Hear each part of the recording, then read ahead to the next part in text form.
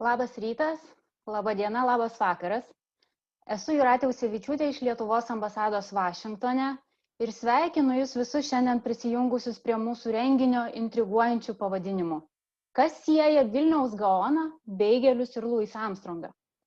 Paskaitą skaitys Vilniaus universiteto istorijos fakulteto kultūros istorikė daktarė Akvilė Naudžiūnienė. Esame pasirengę pradėti. Todėl kviečiu Lietuvos ambasados Vašingtone laikinai reikalų patikėtinį Dovydą Špokauską tarti sveikinimo žodį. Sveiki. Man labai malonu Jūs visus matyti mūsų renginyje šį sekmadienį ir visų pirma norėčiau pasveikinti visas šiandien renginyje dalyvaujančias lituanistinės mokyklas ir padėkoti Jums už neįkainojamą darbą išlaikant lietuvybę Amerikoje net ir šiuo pačiu sunkiausiu laikotarpiu. Dėkoju ir Jums, Lietuvių bendruomenės švietimo taryba ir konkrečiai pirmininkiai Auksei Moto už pagalbą organizuojant šį renginį ir už tai, kad rūpinasi ir stiprina lituanistinių mokyklų tinklą JAV. Šiemet Lietuva mini Gaono metus ir Lietuvos žydų istorijos metus. Todėl kviečiame plačiau pasidomėti litvakų istorija ir kultūra, jų indėlių formuojant Lietuvos kultūrinės tradicijas, skatiname daugiau sužinoti apie Lietuvos žydus, garsius ir mažiau žinomus. Šiandien šią progą pakvietėme į paskaitą, kas sieja Vilniaus Gaoną, Beigelius ir Louis Armstrongą, kurią skaitys Vilniaus universiteto istorijos fakulteto istorikė daktarė Akvilė Naudžiūnienė. Ačiū Akvilei, kad šį sekmadienį sutiko prisijungti prie mūsų. Su šia tema jaučiu ir tam tikrą asmeninį ryšį. Nes mano senelis buvo vienas iš nedaugelio Lietuvos žydų išlikusių per holokaustą ir dažnai dalyvaudavo diskusijose su moksleiviais ne vien Lietuvoje, bet Vokietijoje ir kitose šalyse. Dažnai klausdavau jo, kaip jis sugeba sudominti vaikus šią temą, juk ji tokia sudėtinga ir sunki. Jis man sakydavo, aš vaikams nepasakoju apie baisumus ir mirtį. Pasakoju apie triušius, kuriuos auginau gete ir kurie vėliau išgelbėjo mano gyvybę. Pasakoju apie tai, kad slapstydamasis dažnai turėjau būti vienas, todėl įpratau daug skaityti ir gerai žaidžiu šachmatais. Pasakoju apie šeimos šventes, apie mamos gamintą karpį, kuris iki šiol yra neatskiriama Lietuvos virtuvės dalis. Niekada nebandau vaikų gąsdinti ir kaltinti. Bandau sužadinti smalsumą ir nukreipti teisingą kryptimi, o svarbiausia – išmokyti juos atvirumo pasauliui ir tolerancijai.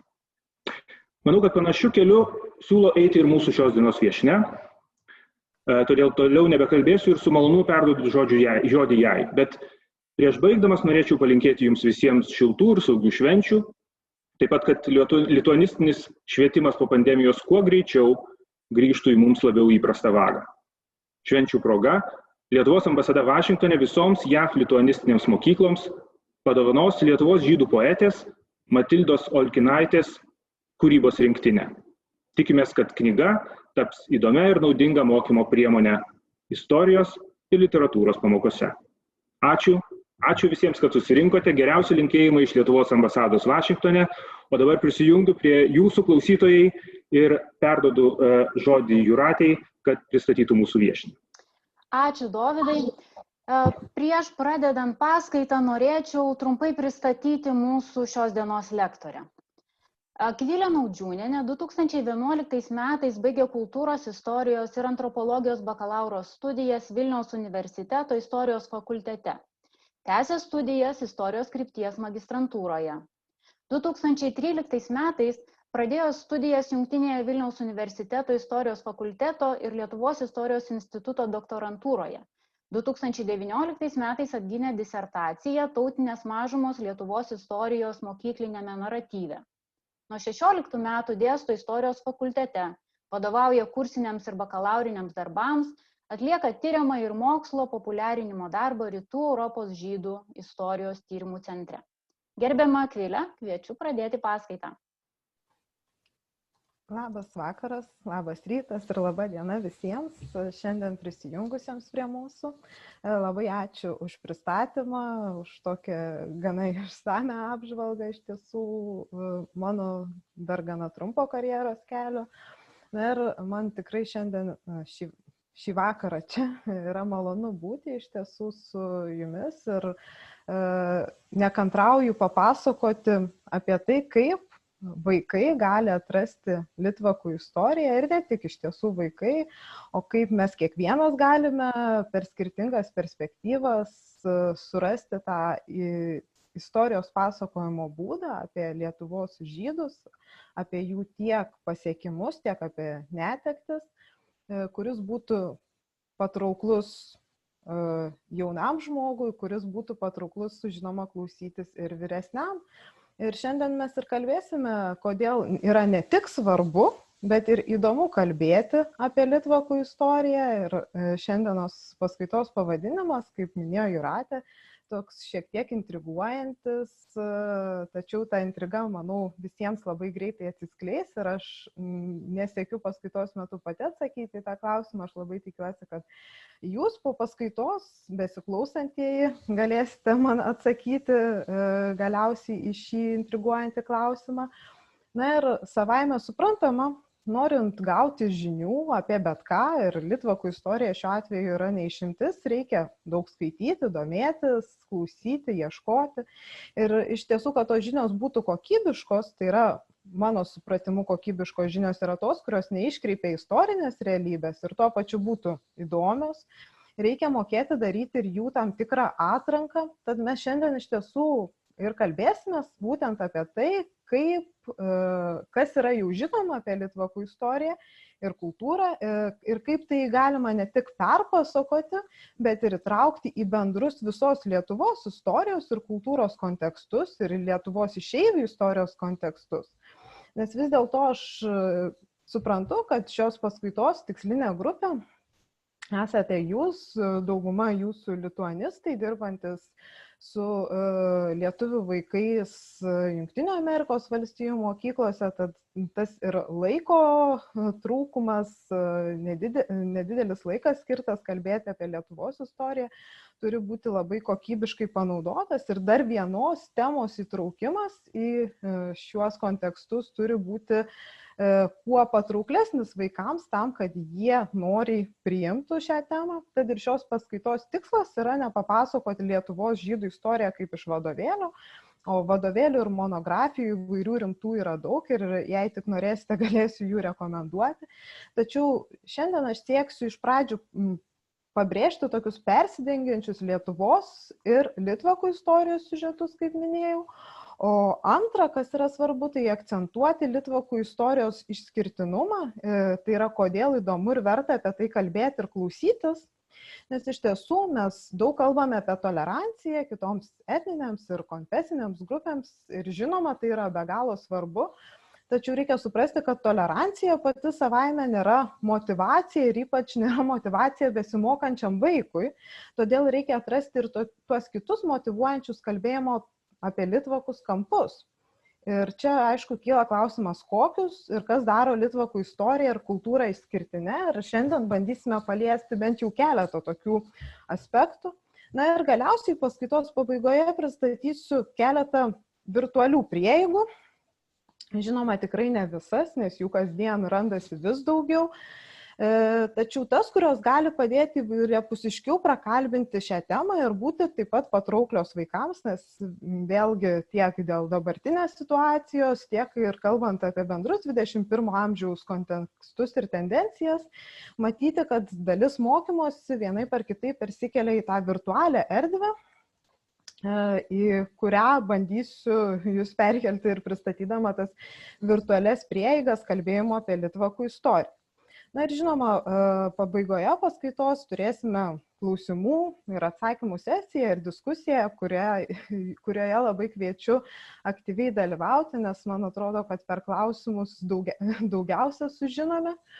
Na ir reikėtų pradėti nuo to, kokia metodika yra laikoma labiausiai pasitvirtinančia kalbėjime apie skirtingų etninių grupių istoriją ir tuo pačiu ir litvakų istoriją Lietuvoje. Ir čia reikėtų iš karto išskirti tai, kad ką aš siūlau ir pristatau šiandien, tai yra ne atskiros pamokos formatą, o integralias temas integralias pamokų detalės, kurias pasiemant iš litvakų istorijos siužetų galima integruoti į bendras pamokas. Nes kągi mums sako atskira pamoka apie Lietuvos žydų istoriją arba apie litvakų istoriją. Tai tiesiog parodo tai, jog mes negebame matyti šios bendruomenės kaip Lietuvos visos istorijos dalies. Na ir dažnai vadovėliuose, ar jie būtų leisti Lietuvoje, ar išeivijoje, taip pat įprasta turėti po skyrių ar skyrelį, kuriame galime sakyti tolerantiškai aptariamos skirtingos etninės ar konfesinės grupės Lietuvoje. Bet iš esmės jos taip ir išnyksta iš viso mūsų didžiojo pasakojimo, likusio visos Lietuvos istorijos naratyvo, o žydų atveju nutinka dar liūdnesnis dalykas, jog ši grupė sugrįžta į tą didįjį Lietuvos istorijos pasakojimą, bet tik tam, jog būtų papasakota, kaip ši didžiulė bendruomenė gyvenusi Lietuvoje jau nuo 14 amžiaus buvo iš esmės išnaikinta vos per kelis metus Antrojo pasaulinio karo metais. Ir kasgi čia nutinka? Toks iš esmės nuo istorinės realybės atsietas pasakojimas verčia mus ne tik, kad nepažinti žydų istorijos Lietuvoje, bet tuo pačiu nepažinti ir lietuvių istorijos Lietuvoje, dėl to, kad tiek žydai, tiek lietuviai, tiek žinoma ir kitos etninės grupės Lietuvoje gyveno kartu vienu metu šimtmečių šalia, stebėjo vieni kitus, komunikavo tarpusavyje tiek prekybiniais, tiek amatų reikalais, o vėliau neretai ir kultūriniais ir politiniais tikslais. Gyveno vienoje gatvėje ar viename name. Tad mes kalbame iš tiesų apie bendruomenės, kurių istorijos yra labai persipinusios. Ir kitas svarbus aspektas, kuris leidžia mums kalbėti integraliau apie litvakų istoriją, tai yra žmonių istorijos, nes būtent per žmonių istorijas, kurias mes pasakojame žmonėms, galime atrasti tam tikrą empatiją litvakų istorijai ir suprasti, kasgi nutinka, kas nutinka ir 20-ajame amžiuje, ir čia mes kalbėsime šiek tiek ir apie holokausto istorijos siužetus, kurie yra labai sudėtingi, bet tuo pačiu ir labai svarbus. Na ir galiausiai, kalbant apie tam tikrus metodinius tikslus, reikėtų atkreipti dėmesį, jog Jungtinės Amerikos valstijos ir lituanistinis ugdymas Jungtinės Amerikos valstijose yra svarbus tuo, jog Amerika kaip daugiakultūrė terpė yra labai priimtina vaikams suvokti ir už Amerikos ribų egzistuojančias įvairias daugiakultūriškumo formas ir ta daugiakultūriškumo istorija, kurią, tarkime, mes šiandien pasakojame Lietuvoje, ji neretai vaikams atrodo atsieta nuo dabartinės realybės, nuo gana homogeniškos, bent jau dalinai homogeniškos Lietuvos valstybės. Tuo tarpu Jungtinėse Amerikos valstijose dėl etninės ir religinės įvairovės iš esmės yra daug lengviau ir arčiau pristatyti tą sugyvenimą ir galimybę skirtingų asmenų sugyventi iš esmės drauge. Tai nuo tokios įžangos ir tam tikrų metodinių gairių norėtųsi ir pereiti prie tų aspektų, kuriuos minėjau, kuriuos galime išskirti, kalbėdami apie litvakų istoriją, ar kurie yra svarbus išskirti. Tai toks esminis klausimas, žinoma, nuo kada mes galime pradėti kalbėti apie litvakų istoriją. Ir čia, aišku, tas klausimas nereiškia, nuo kokio amžio vaikus mes galime mokinti apie litvakų istoriją, nes iš tiesų galime pradėti kalbėti jau ir su pačiais mažiausiais apie šią etninę grupę. Na ir reikėtų atkreipti dėmesio, kad po Jeruzalės šventyklos sunaikinimo jau 1-ame amžiuje pasaulyje įsisklaidžiusi žydų bendruomenė dabartinės Lietuvos teritorijoje atsiranda 14 amžiuje, arba galime sakyti pasiekė dabartinės Lietuvos teritoriją 14 amžiuje. Ir gal netgi kartais reikėtų sakyti atvirkščiai, jog Lietuvos didžiosios kunigaikštystės valdovai savo žemių plėtros metu pasiekė tas teritorijas, kuriuose jau gyveno žydų bendruomenės, tai yra besiplėsdami į rytus, kalbėsime ir apie dabartinę Ukrainos, pavyzdžiui, teritoriją.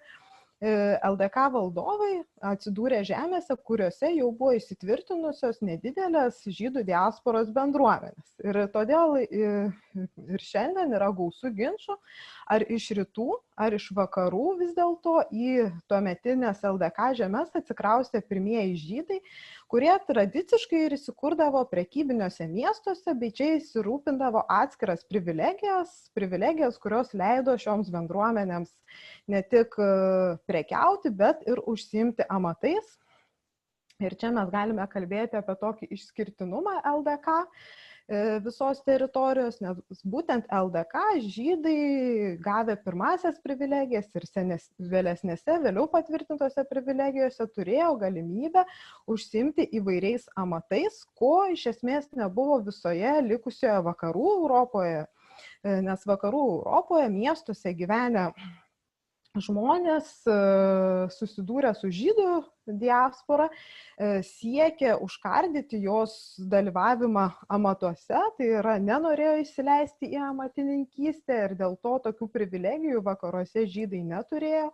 Tuo tarpu LDK buvo svetinga, galime sakyti, šiuo aspektu, svetinga ir todėl, jog pačioje LDK trūko labai gerų amatininkų, tad žydų bendruomenės nariai iš esmės užpildė šią nišą. Na ir kalbėdami apie ypatingą žydų bendruomenės įsikūrimą šioje teritorijoje, turėtume paminėti, kad neretai tas toks šiaurietiškas ir gana racionalus litvakų, Lietuvos žydų mentalitetas yra priešpriešinamas tam karštakošiškam, pietietiškam sefardų, tai yra Portugalijos ar Ispanijos žydų būdui. Ir galime sakyti ne veltui, nes viduramžiais Lietuvos didžioji kunigaikštystė buvo vienas iš tolimiausių žydų diasporos įsigyvenimo šiaurės rytų Europoje taškų. Ir čia vietos žydai turėjo užsigrūdinti, turėjo prisitaikyti ne tik prie neįprastai atšiaurių gamtinių sąlygų, bet ir prie tokios visiškai nepažinios ir didžia dalimi dar pagoniškos 14 amžiaus pabaigoje vietos kultūros. Ir taip susiformuoja tas stereotipiškų netgi laikomas, šiaurietiškas, labai racionalus ir užgrūdintas litvakų mentalitetas. Vėlgi, kai kalbame apie žydus, pirmasias žydų bendruomenės LDK, kalbame apie išimtinai miestietiškas bendruomenės, kaip minėjau, besiverčiančias prekybą ir amatais, ir gyvenančias, kas svarbu yra, apibrėžtose kvartaluose, ir uoliai praktikuojančias judaizmą bei žinoma palaikančias distanciją nuo kitų vietos gyventojų. Visgi ta minėtoji distancija ilgainiui mažėja ir jau nuo 17 amžiaus mes galime pradėti kalbėti apie itin artimus, žinoma, ne kasdienėme lygmenyje, bet būtent socioekonominėme lygmenyje žydų ir kitų bendruomenių gyvenusių dabartinės Lietuvos teritorijoje santykius. Ir kaipgi užgimsta tie socioekonominiai santykiai ir kodėl keičiasi ta situacija, čia svarbu vaidmenį suvaidina štetlai. Ir štetlai yra tokia unikali, galime sakyti, rytų Europos žydų gyvenimo erdvė. Unikali dėl to, kad iš esmės tik rytų Europoje mes aptinkame tokią sąrangą. Ir štetlų istorija būtent prasideda 16 amžiaus pabaigoje, 17 amžiaus pradžioje, abiejų tautų respublikoje. Ir kasgi yra tas štetlas ir kodėl tas žydų ir nežydų, krikščionių dažniausiai sugyvenimas štetle yra ypatingas.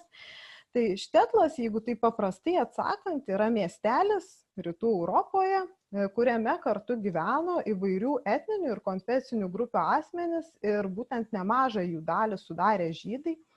Neretais yra skaičiuojama, jog tam, kad miestelį pavadinti štetlu, turėjo sudaryti daugiau nei 30% vietos gyventojų žydai. Vis dėlto reikia atkreipti dėmesį, kad šitas skaičiavimas yra toks tik sąlyginis, nes net jei žydų bendruomenės nariai sudarė kiek mažesnį procentą gyventojų, tačiau jie buvo pagrindiniai aktyvūs miestelio prekybininkai, amatininkai, o vėliau ir visuomenininkai, matomi visuomenėje. Tai galima drąsiai teikti, kad visgi mes galime vadinti miestelį Štetlu ir kalbėti apie jį kaip apie Štetlą. Tai kągi Litvakui reiškia gyvenimas Štetle? Tai visų pirma, mes kalbame apie tokį ikonišką Štetlo vaizdinį, kai vienoje miestelio centrinės aikštės pusėje stovi bažnyčia, nes Štetle gyvena ir krikščionis, o kitoje aikštės pusėje atokiau nuo gatvės, atokiau nuo krikščionių maldos namų, stūkso ir sinagoga. Ir vienintelė miestelio aikštė, būtent turgaus dienomis, virsdavo turgaus aikštė ir ją supo gausybė žydų krautuvėlių pastatai, tad ir savotiški žydų istoriniai kvartalai formavosi greta turgaus aikštės. Šioje vietoje nereikėtų maišyti žydų istorinių kvartalų su getais, nes šie istoriniai kvartalai nebuvo niekaip specialiai apribojami, tai buvo natūraliai greta žydų prekybos ir amatų erdvės susiformavusi gyvenamoji erdvė, kurioje daugiausia gyveno žydų tautybės asmenys, bet ne išimtinai žydų tautybės asmenys, galėjo šalia žinoma gyventi ir krikščionis. Na ir pirmaisiais Štetlais tarp vietos žydų abiejų tautų respublikoje, tuo pačiu ir Lietuvoje, vadinti būtent tokie privatūs miesteliai, didikų išlaikomi, didikų turimi privatūs miesteliai, būtinai su turgaus aikšte. Ir ta turgaus aikštė yra toks svarbiausias prekybinis impulsas, dėl ko žydai yra skatinami keltis į šiuos miestelius, dėl siekio iš esmės pagerinti tuo metu karų ir badų ir marų ir ko tik nenualinto krašto ekonomiką, žydams leista prekiauti šiuose miesteliuose ir taip prasideda ta vadinamoji Štetlų istorija. Ir kas čia yra unikalu, nes ne veltui aš miniu tą sąvoką unikali rytų Europos žydų gyvenimo erdvė yra Štetlai, tai yra tai, jog žydai pirmą sykį diasporos istorijoje būtent Štetluose turėjo galimybę sudaryti daugumą gyventojų. Ir šis netikėtas toks santykis su vietos bendruomenėmis nebe iš mažumos pozicijos, nes galėjo būti ir tikrai dauguma žydų bendruomenės narių, leido formuotis ir tokiam specifiniam Štetlų žydų mentalitetui, kuriam, aišku, labai svarbi buvo ir jidiš kalba. Ir būtent jidiš kalba yra vienas iš tokių esminių dalykų siejamų su rytų Europos žydų kasdieniu gyvenimu Štetluose. Ir kaipgi šiandien mes galime atpažinti tą buvusį Štetlą, nes dėja Štetlų dabartinėje Lietuvoje nebėra, apie juos mes kalbame tik kaip apie istorinį reliktą, nebėra todėl, kad Štetlas tiesiog neįsivaizduojamas be žydų tautybės asmenų, o šie buvo nužudyti Antrojo pasaulinio karo metais, holokausto metu ir tik mažai dalį jų pavyko išgyventi. Tad Štetlai liko be savo gyventojų žydų ir iš tiesų mes jų apie Štetlus tiesiog kaip tokius nebekalbame, kalbame apie miestelius, kurie kadaise buvo Štetlai. Ir jeigu manęs kas paklaustų, tai kurgi Lietuvoje buvo Štetlai ir kurie čia tie miesteliai mažieji buvo Štetlai, tai iš tiesų atsakymas yra labai paprastas, kad Lietuvoje, jeigu paimtume Lietuvos žemėlapį, tai kur bestume į kokį mažesnį miestelį, tai ten mes ir rastume Štetlą dažniausiai. Išimtis yra labai retos ir, kaip žinote, tokios nebent patvirtinančios taisyklę, bet iš esmės beveik visi dabartinės Lietuvos miesteliai kadaise ir buvo Štetlai. Ir kaipgi mes galime atpažinti tos buvusius Štetlų ženklus ir žinoti, jog tai yra buvę Lietuvos Štetlai, tai ne tik iš to, jog randame konkrečius žydų paveldo objektus, kaip pavyzdžiui sinagogą, buvusią ješivą, buvusią mikvą, ritualinę pirtį ir taip toliau, kas aiškiai liudija žydų bendruomenę žinoma buvimą ir istoriją. Bet tuo pačiu, jeigu apsidairysite miestelių turgaus aikštėse, Tai kągi mes matome, jog aplink Turgaus aikštę stovinčių namų duris žvelgia į gatvę.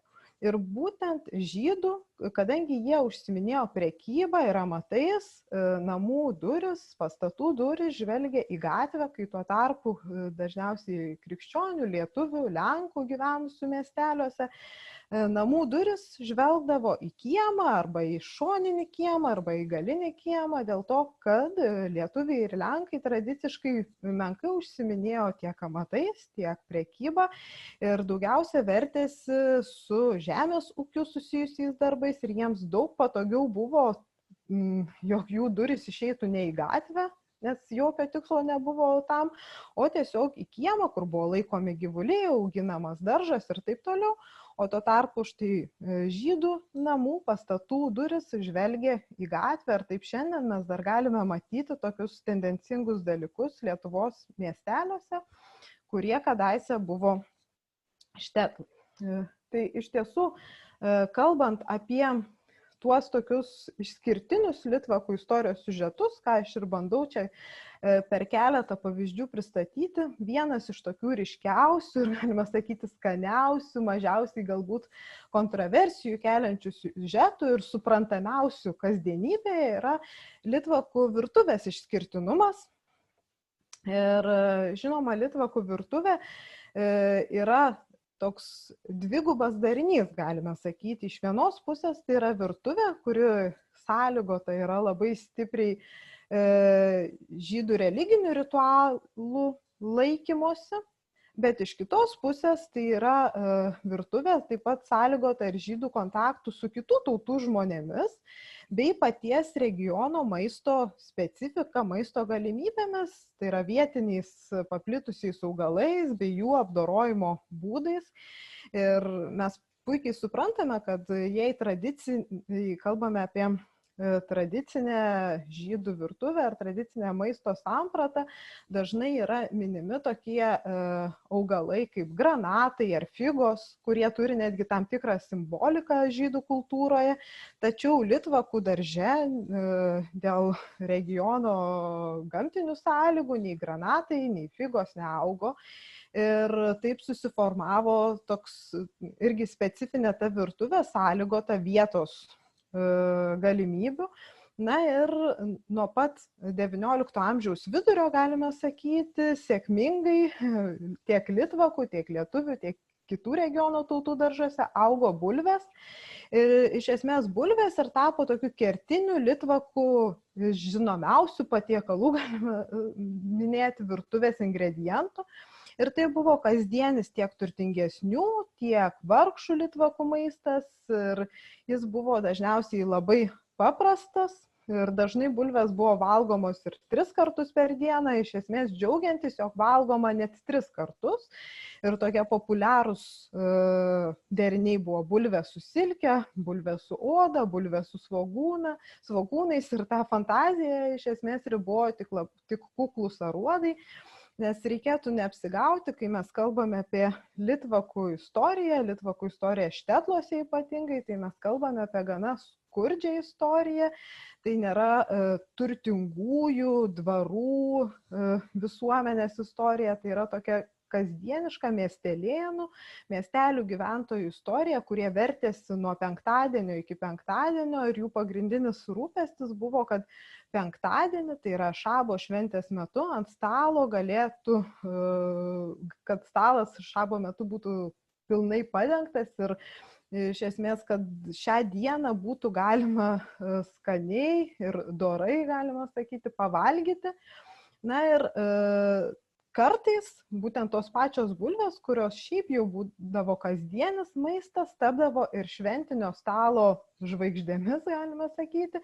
Ir čia būtent ryškus pavyzdys yra latkės. Ir latkės, kaip žinia, yra labai panašus patiekalas ir į bulvinius blynus. Ir kyla dažnai klausimas, kuogi skiriasi tos latkės nuo lietuviškų bulvinių blynų. Tai iš pradžių reikėtų atkreipti dėmesį, kad latkės žydų litvakų tradicijoje buvo valgomos tikrai ne kasdien ir nebuvo kasdienio stalo dalis, o tai buvo išskirtinis Chanukos, kuri siejama su aliejumi, tarkime, taip, šventės patiekalas. Ir būtent iki šiol litvakų palikuonis ir visame pasaulyje per Chanuką kepa išimtinai bulvinius blynus, pagal tai net galima atskirti žydų diasporos ten palikuonis, kuriegi yra litvakai, nors ir gyvena nebe dabartinės Lietuvos teritorijoje, tai būtent Chanukos metu kepamos latkės. Na ir kodėlgi lietuviai bulvinius blynus kepė kasdien, o žydams tai tapo tik tais Chanukos tam tikra pramoga ir tam tikra netgi prabanga, galime sakyti. Ogi todėl, jog lietuviai bulvinius blynus tradiciškai kepdavo taukuose ir būtent kiaulės taukus daugiausia naudodavo. Na, o žydai dėl savo religinių apribojimų negalėdami naudoti kiaulės taukų, o žąsies taukai buvo irgi gana didelė prabanga. Latkės leisdavo savo kepti ant aliejaus, kuris jau buvo itin brangus, arba ant tų brangių žąsies taukų, tik tais Chanukos būtent šventės metu, ir tai jau už tai tapdavo toks prabangesnis patiekalas. Na ir kitas toks labai svarbus dalykas, kalbant apie litvakų virtuvės išskirtinumą, tai yra vadinamoji gefilte fish linija. Ir toji gefilte fish linija yra daugiau nei simbolinė deklaracija, o skiria litvakus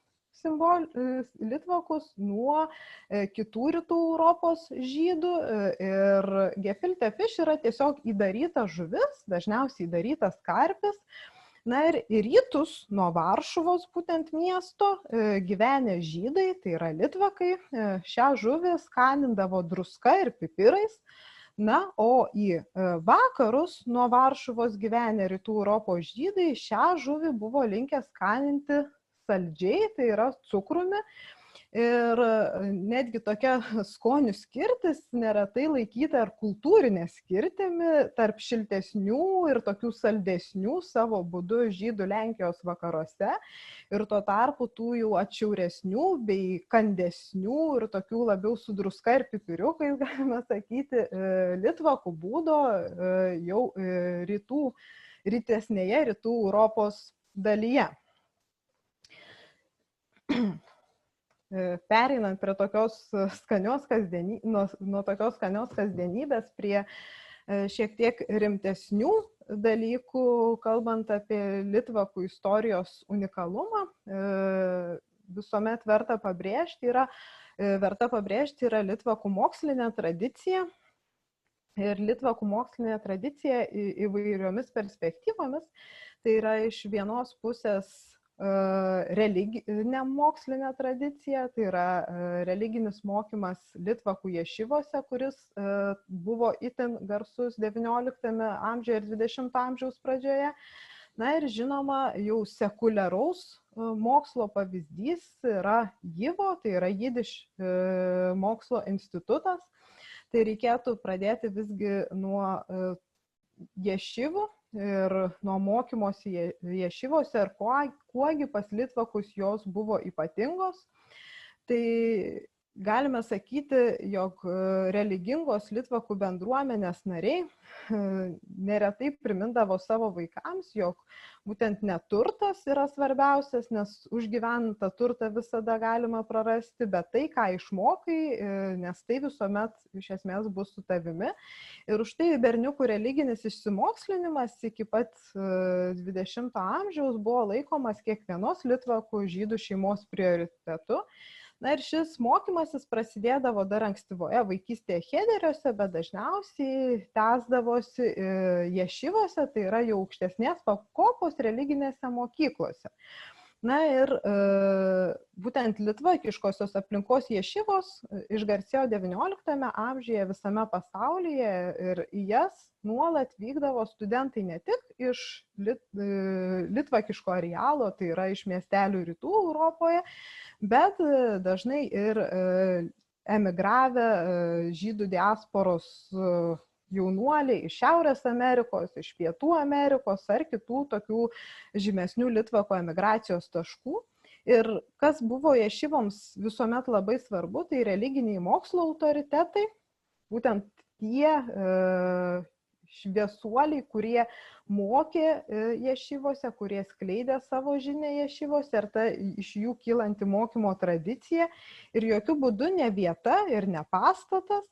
Ir todėl daugelis tų litvakiškų ješivų Antrojo pasaulinio karo metais ar po jo persikėlė svetur, bet savo pavadinimus išlaikė.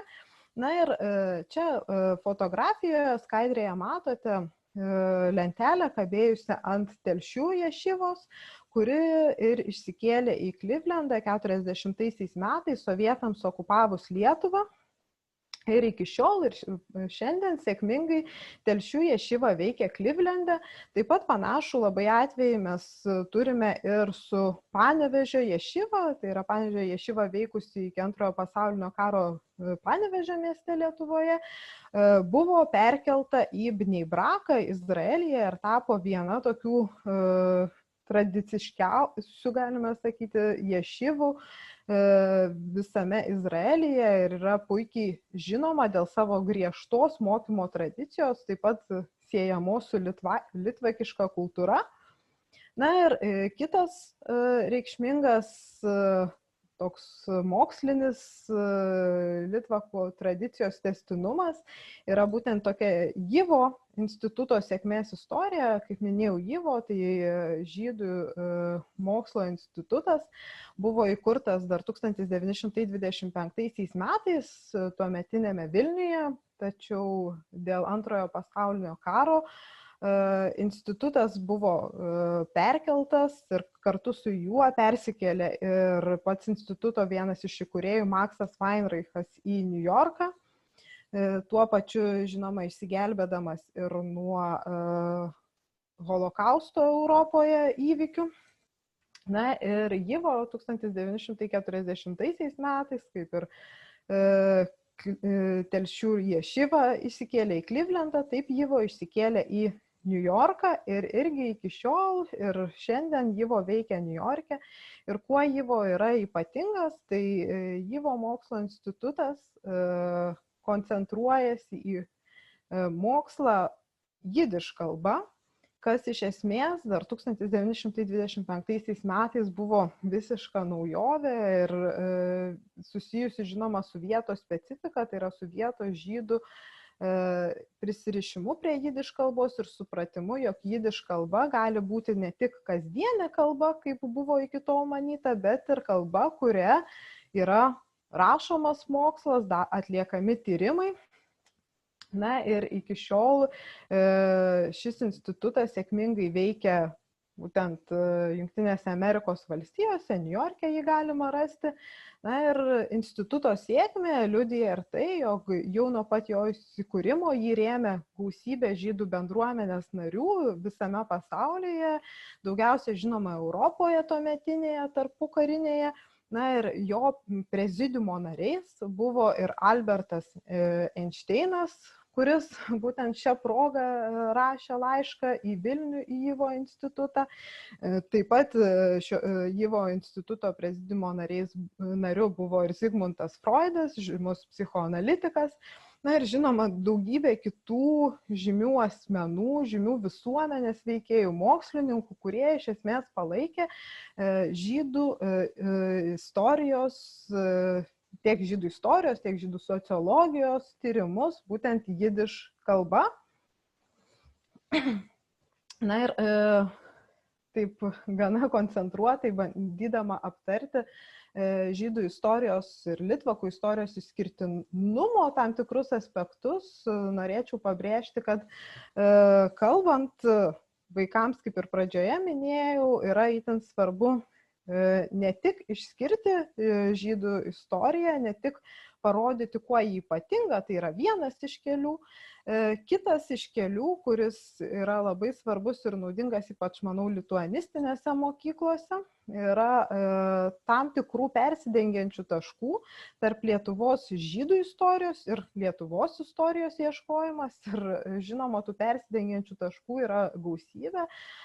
Šiai paskaitai atrinkau keletą, kurie galėtų būti tokie sudominantis ir tuo pačiu, kurie siejasi su tam tikrų asmenybių istorijomis, nes, kaip ir minėjau, būtent kalbėjimas per tas asmenybių istorijas, asmeninius išgyvenimus, jis atveria tiek vaikui, tiek suaugusiam platesnį pažinimą ir ne tik pažinimą, tokį faktinį žinojimą, bet tuo pačiu ir laikotarpio supratimą.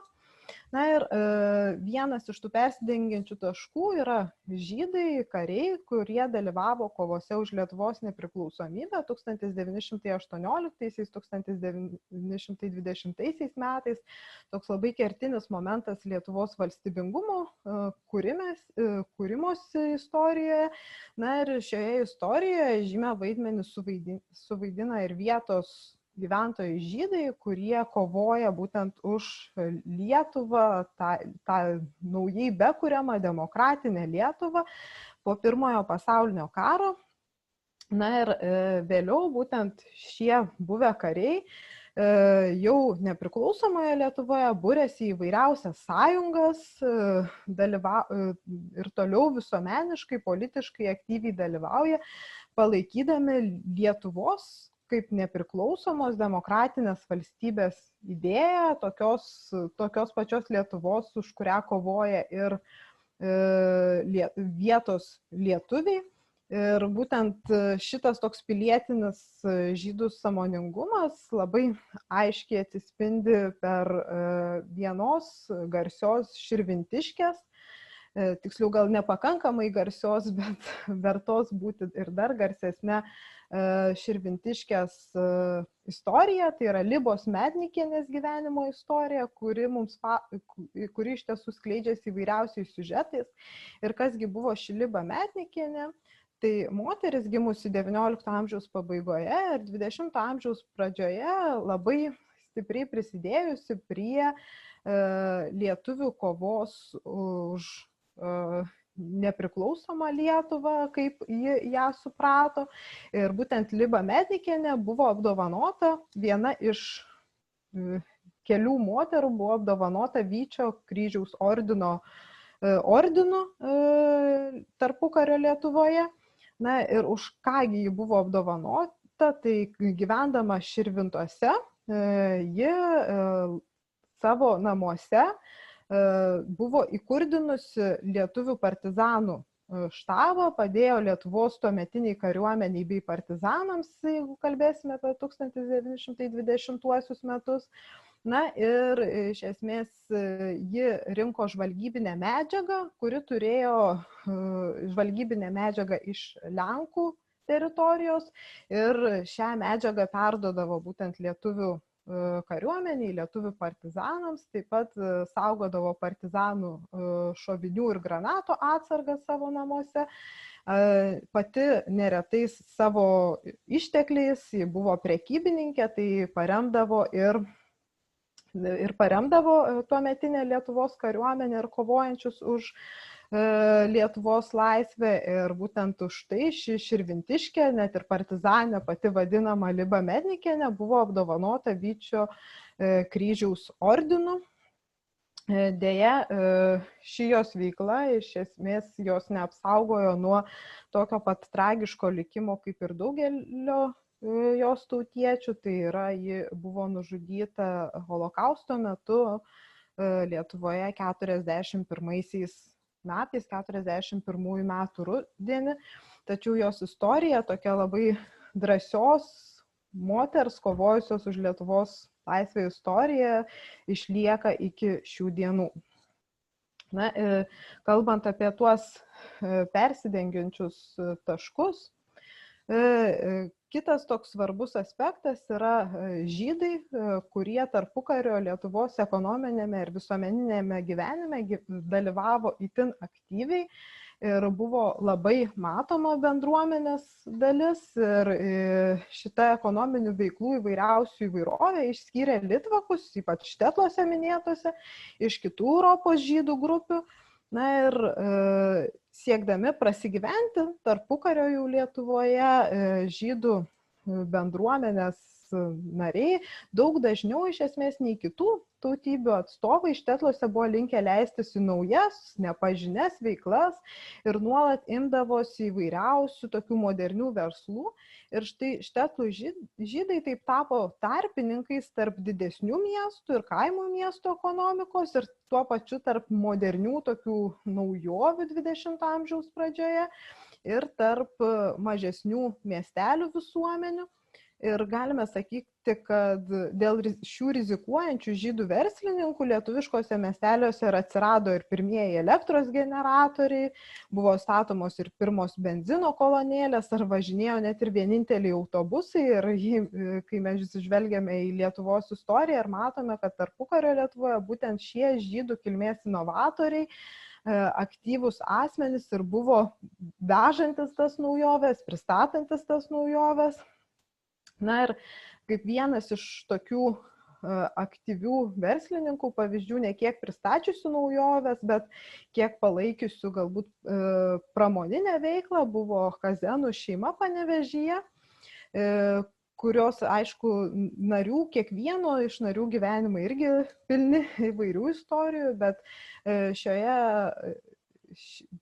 paskaitoje galbūt svarbiausia pabrėžti yra tai, jog tiek Chazenų šeimos, kuri gyveno XIX amžiaus pabaigoje, XX amžiaus pradžioje Panevėžyje, šeimos nariai tiek dalyvavo kovoje už Lietuvos nepriklausomybę ir buvo vėliau apdovanoti už tai vėlgi tais pačiais Vyčio ordinais, tiek ši šeima pasižymėjo gana artimą draugystę su tuometiniu Lietuvos prezidentu Antanu Smetona.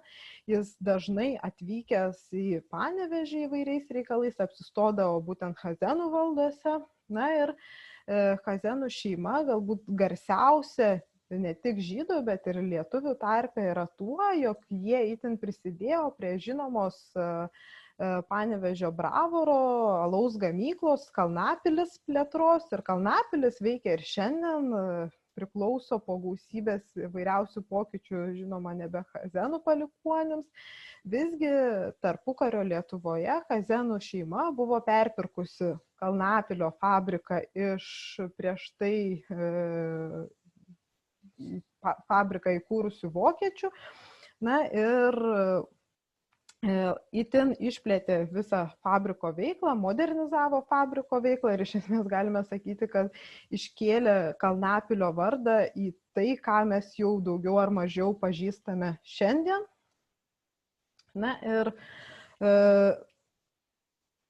matau, kad su laiku sudėtinga įsprausti tokią, net ir tokias atrinktas litvakų istorijos detalės sudėtingai įsprausti į tokį trumpą laiką, tai pasistengsiu padaryti ir daugiau apibendrinimų, bet būtinai noriu paminėti, jog svarbu, kalbant apie litvakų istoriją, ir manau labai aktualu vėlgi Jungtinių Amerikos valstijų lituanistinėms mokykloms, tai yra kalbėjimas apie žmonės ir šiuo atveju kalbėjimas apie litvakus, kurie pasiekė pasaulinio garso šlovės, menininkus ir mokslininkus.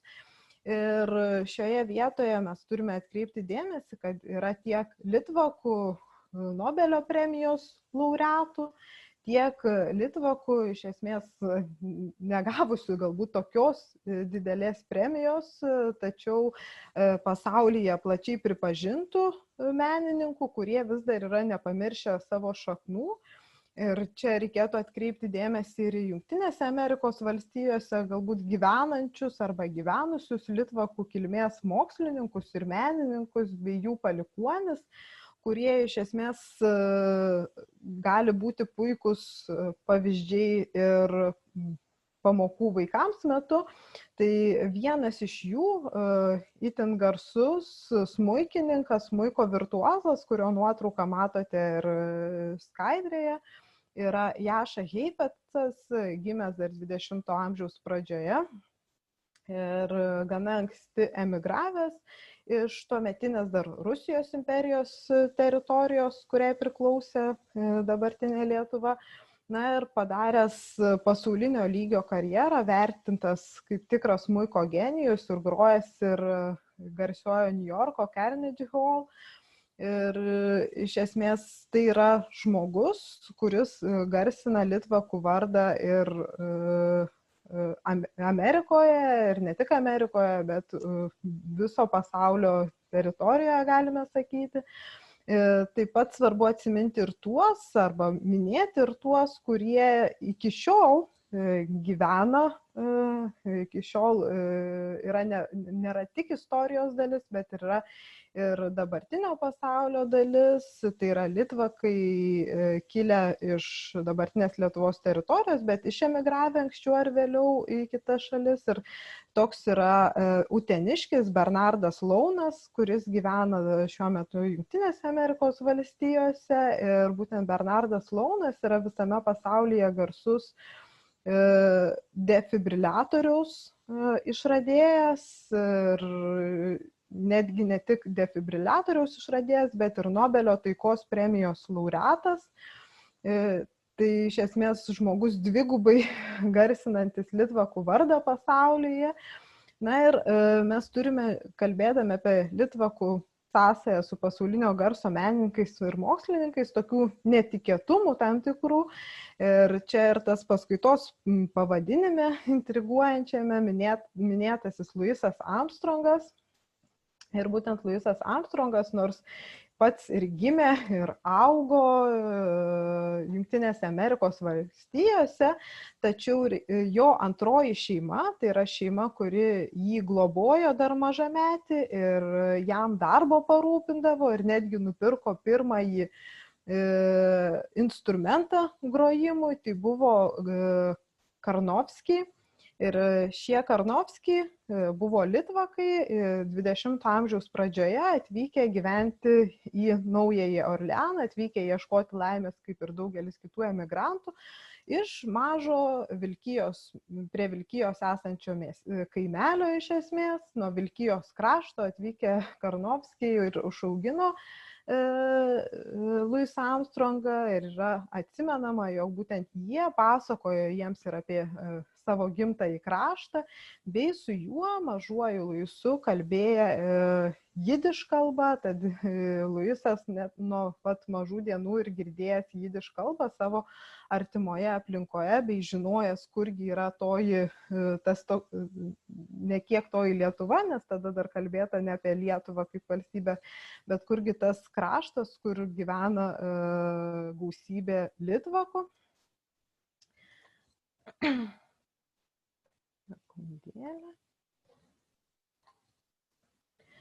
Taip, ir žinoma, čia šiandien, kai kalbame apie daug tokių atraktyvių pavyzdžių, atraktyvaus kalbėjimo apie litvakų ir Lietuvos žydų bendrai istoriją pavyzdžių, tačiau reikia nepamiršti, jog kalbėjimas apie holokaustą yra lygiai tokia pati integrali kalbėjimo apie litvakų istoriją dalis, labai sudėtinga, žinoma, dalis, tačiau būtina. Ir šioje vietoje, manau, visi puikiai atsimena arba bent jau žino tam tikras holokausto istorijos detalės, tada aš jų atskirai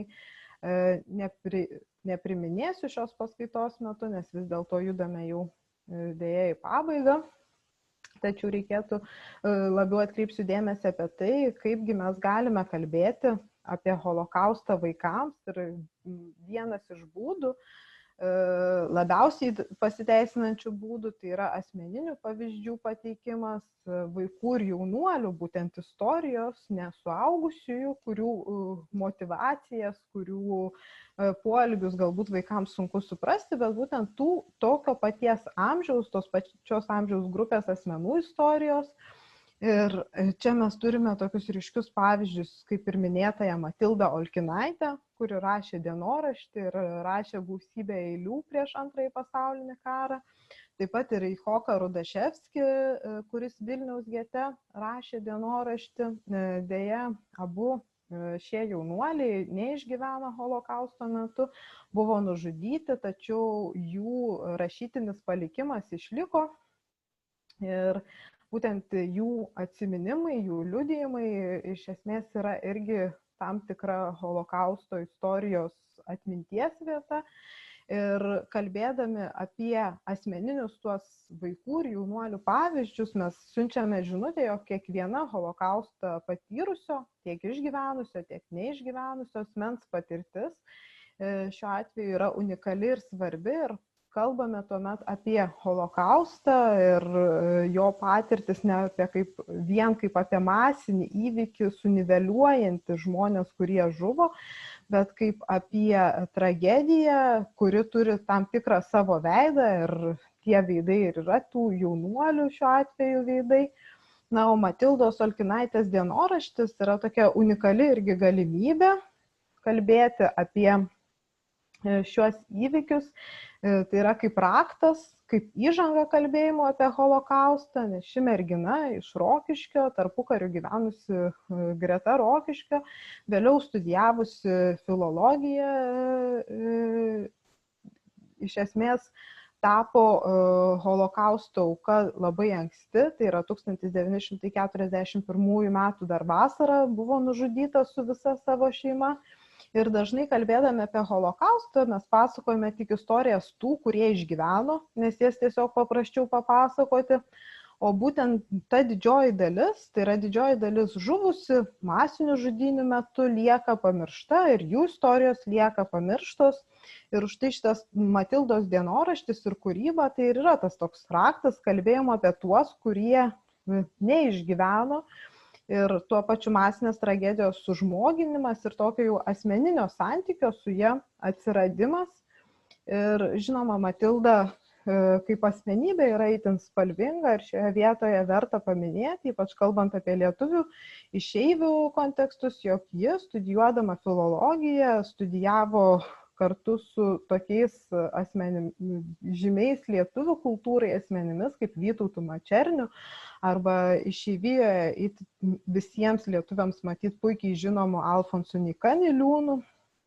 Tai buvo jų kartos atstovė, jų kartos kūrėja, kurios iš esmės gyvenimas užsibaigė dar vos prasidėjęs, tai yra holokausto metu jauna mergina vis dar buvo studentė ir mirė kartu su savo šeima, kaip minėjau, 41 vasarą ir štai jos pavyzdys gali būti mums tas bandymas ir aktas kalbėti apie tas prarastas istorijas.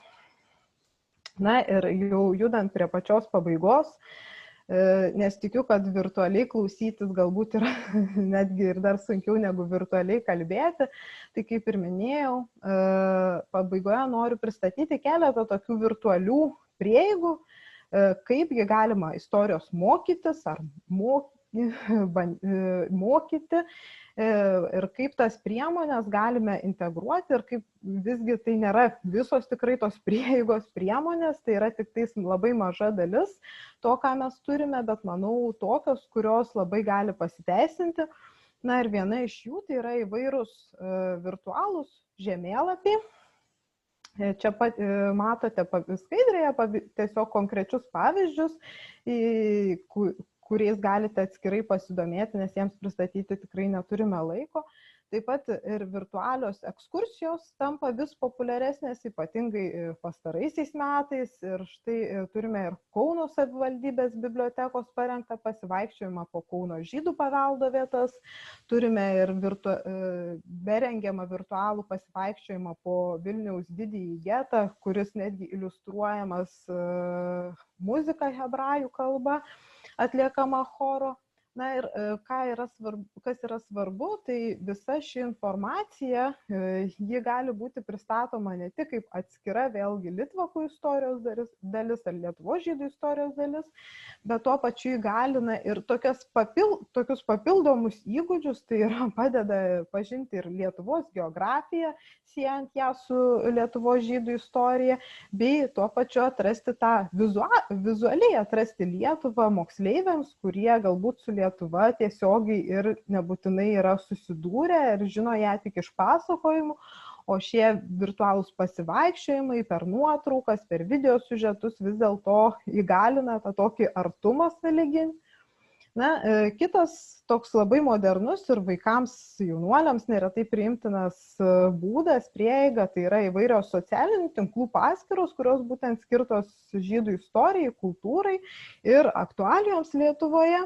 Vėlgi matote pavyzdžiuose įskirta keletą tokių iniciatyvų. Viena iš populiariausių yra žydų bendruomenės Lietuvoje kuruojama Beigelių krautuvėlė, tikrai atraktyviai savo socialiniuose tinkluose pristatant įvairius žydų istorijos siužetus.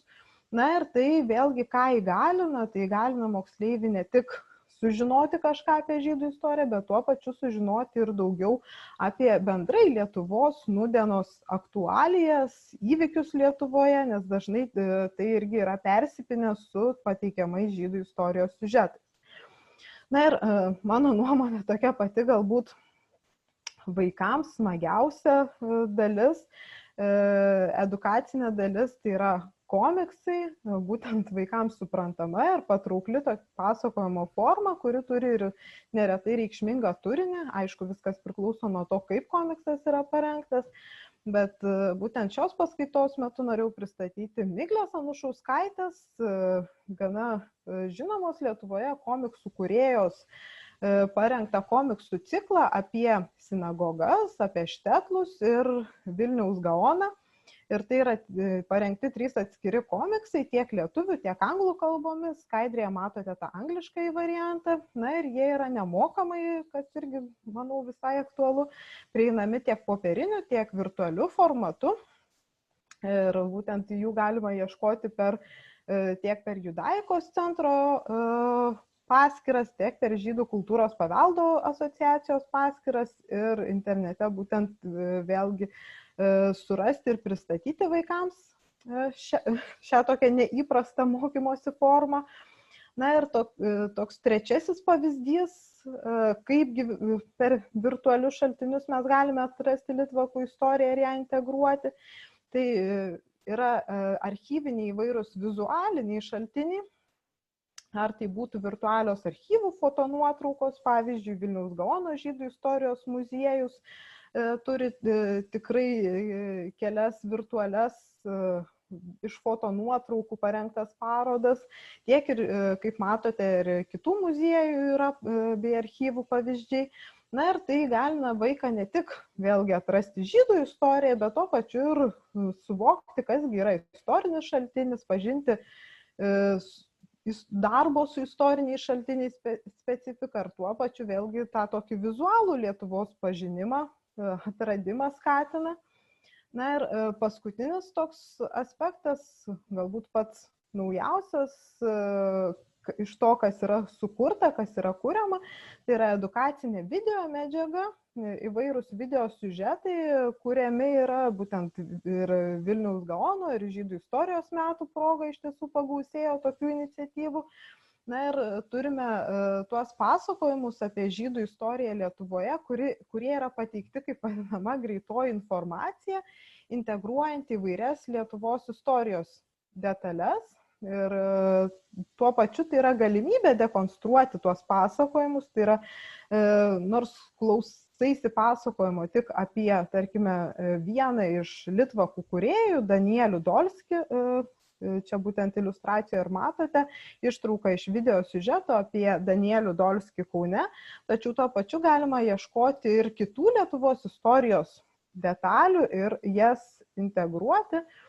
į analizę, integruoti, pavyzdžiui, žvelgiant, kaipgi atrodė tarpukario Kaunas, kaip žmonės gyveno tarpukario Kaune, na, ir tuo pačiu žvelgiant, kokią vietą užėmė estrados dainininkas Kaune Danielius Dolskis.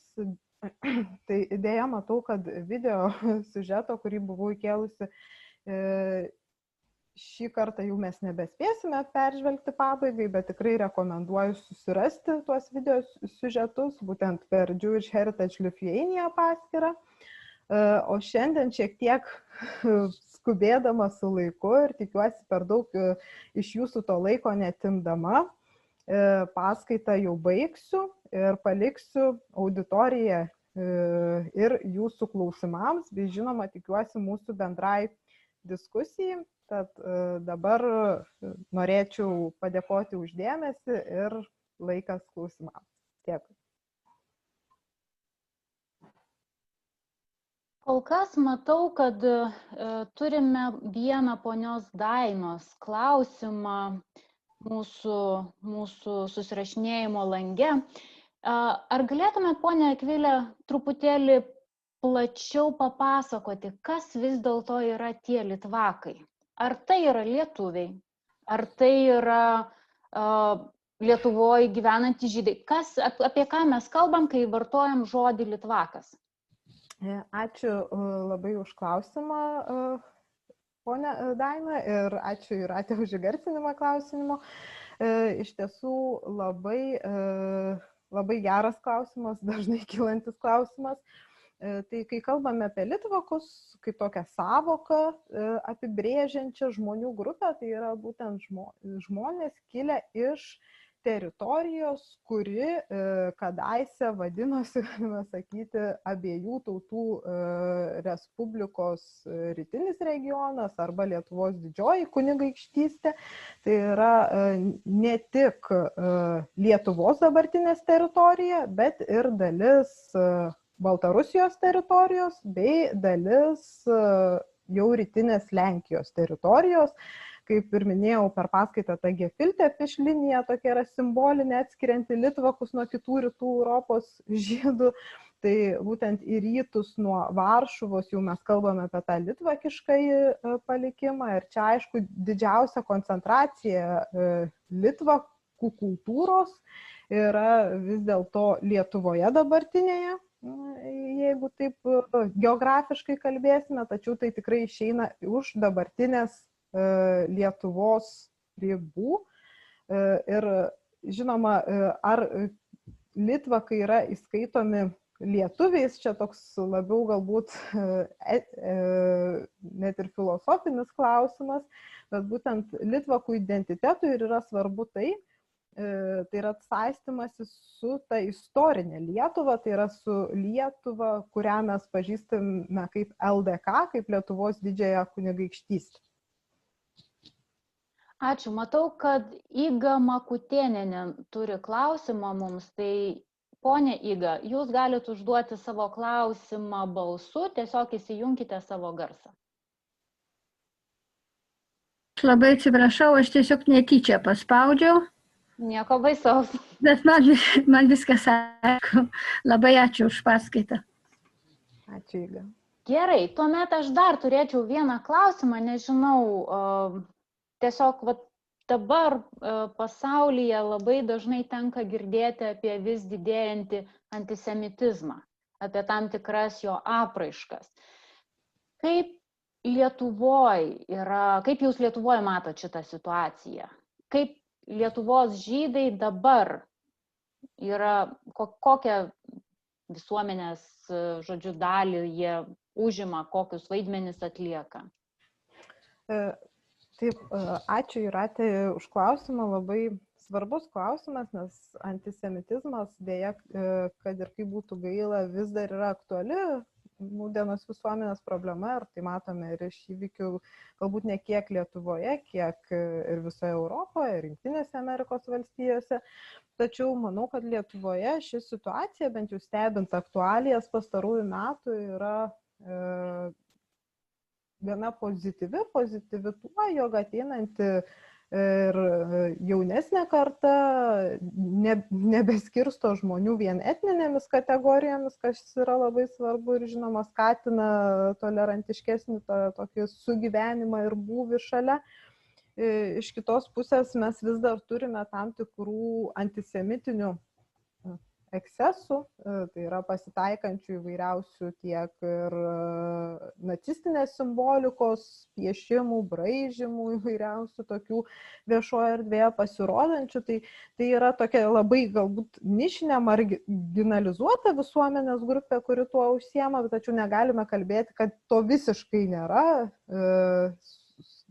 Didžioji dalis, žinoma, Lietuvos gyventojų galbūt netgi yra indiferentiška žydų istorijos ir kultūros temomis ir iš tiesų pernelyg tai nesigilina. Yra labai nemažai taip pat žmonių, kurie domisi, naujai susidomi žydų istorija ir kultūra, ypač šiais metais, kai tai yra gal gausiau populiarinama dėl Vilniaus Gaono ir žydų istorijos metų. Na ir yra ta tokia maža marginali dalis, kuri turi tam tikrų antisemitinių nusistatymų ir kurie kartais vis dar pasirodo viešoje erdvėje. Ačiū, mes turim dar ir daugiau klausimų. Dabar ponia Diana Norkienė klausia, koks yra skirtumas tarp litvakų ir aškenazių? Ar teko tyrinėti aškenazius? Taip, ačiū Diana už klausimą. Tai visų pirma, skirtumas pagrindinis yra tas, kad litvakai priklauso bendrai aškenazių arealui, nes aškenaziais yra vadinami rytų Europos, visos rytų Europos, šiuo atveju įtraukiant ir Vokietiją, ir Austriją, jeigu taip bendrai kalbėsime, žydai. Ir aškenazius nuo sefardų, kurie yra daugiausia pietų Europos, tai yra Portugalijos ir Ispanijos žydai, aškenazius skiria kalba daugiausia, tai yra jidiš kalba, kuri vienyje visą aškenazių arealą, kuriam priklauso ir litvakai. Tai galime sakyti, kad litvakai yra tam tikra žydų aškenazių subgrupė, turinti savo dar, kaip ir šiandien jau pasakojau, tam tikrą savo specifiką susijusią būtent su regionu, kuriame gyvena. Tačiau vis dėlto jie dėl savo kalbos, tai yra jidiš kalbos, priskiriami aškenazių tai subgrupiai ir manoma, kad didelė dalis litvakų, pirmųjų bendruomenių atėjusių žydų bendruomenių atėjusių į Lietuvos teritoriją, visgi yra siejamos su Vokietijos žydais, tai yra su aškenaziais. Ačiū. Dar turime porą klausimų apie litvakų kasdienybę. Jūs sakėte, kad štetluose reikia ieškoti durų. Ar tiesa, kad žydų namuose nebuvo verandų? Ir tada iš karto dar vieną klausimą užduosiu. Kokią kalbą kasdien kalbėjo Lietuvos žydai? Tai pradėsiu iš karto nuo kalbos, galbūt dėl to, kad jau kalbėjome apie aškenazius ir jidiš kalbą.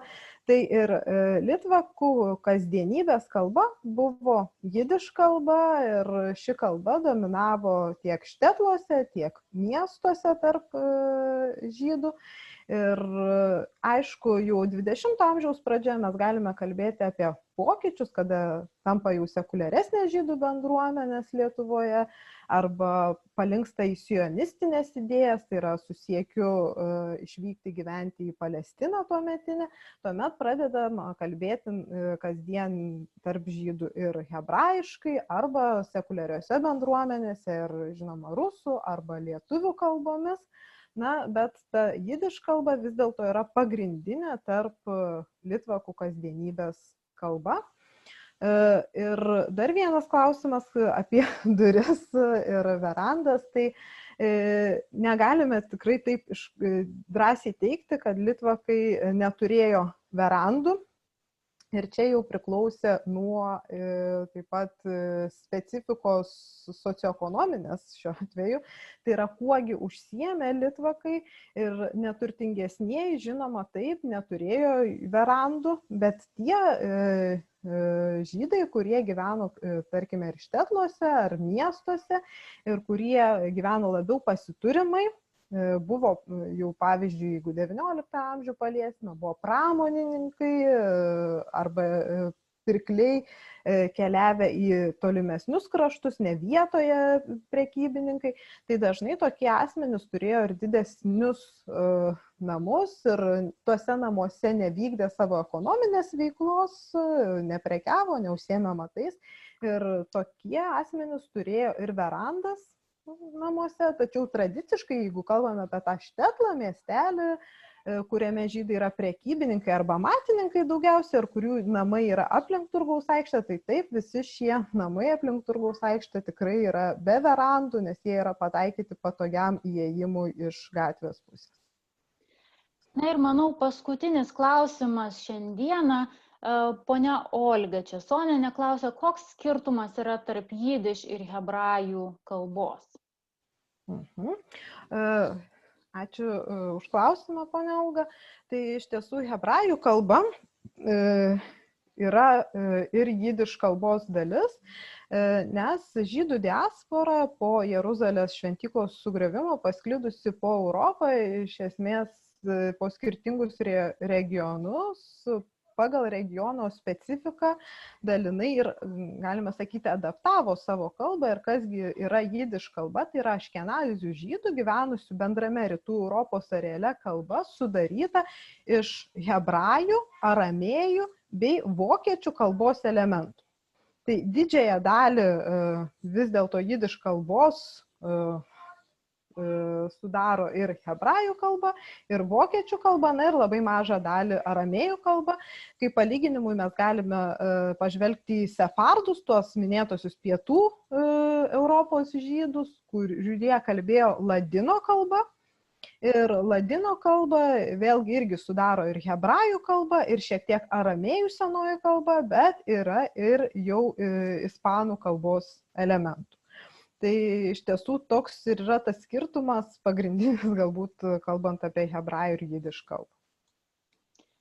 Ačiū labai už tikrai įdomią paskaitą. Tikiu, kad mes visi sužinojome daug įdomių ir naudingų dalykų, kuriuos galėsime panaudoti savo kasdienybėje, o lituanistinės mokyklos galės panaudoti ir savo veikloje.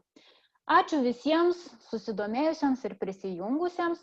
Paskaita buvo įrašinėjama, todėl įrašą bus galima peržiūrėti vėliau YouTube ar Facebook'o platformose. Tai ačiū dar kartą labai, poniai Akvilei, ir linkiu kuo geriausio likusio sekmadienio. Dėkui visiems, gero vakaro.